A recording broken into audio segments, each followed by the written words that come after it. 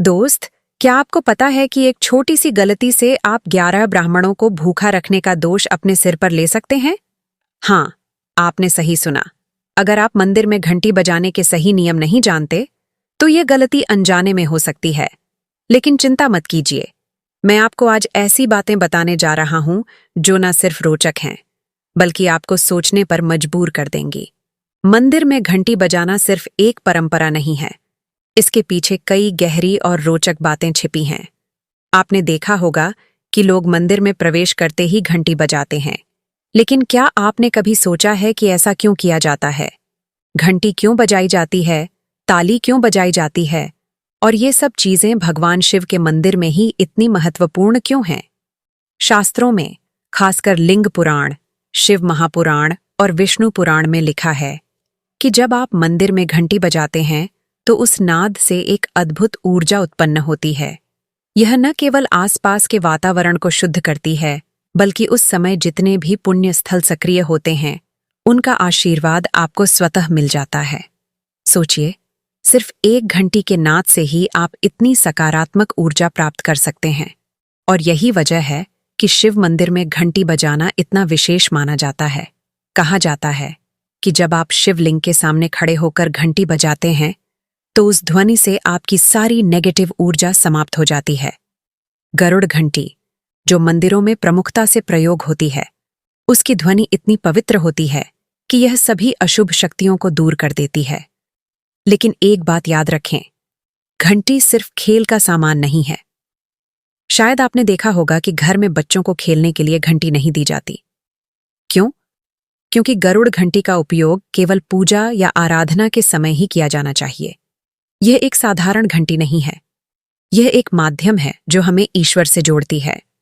अब सोचिए, अगर आप मंदिर में गलत समय पर घंटी बजा दें तो क्या होगा?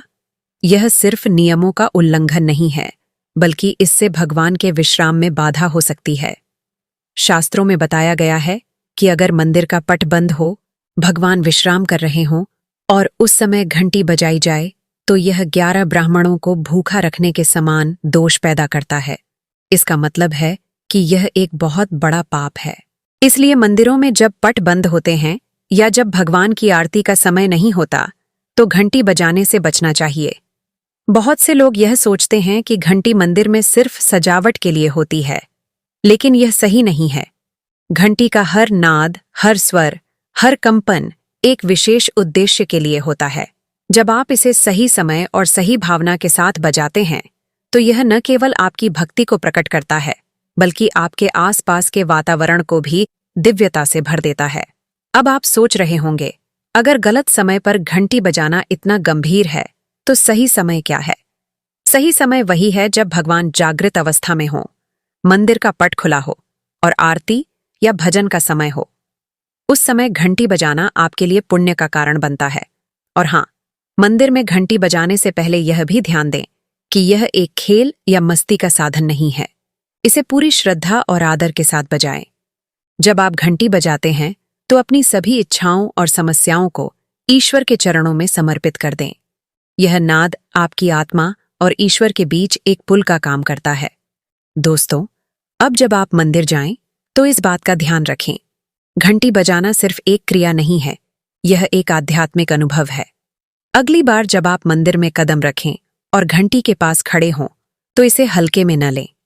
इसे पूरे मन से बजाएं और महसूस करें कि यह नाद आपको भगवान से जोड़ रहा है।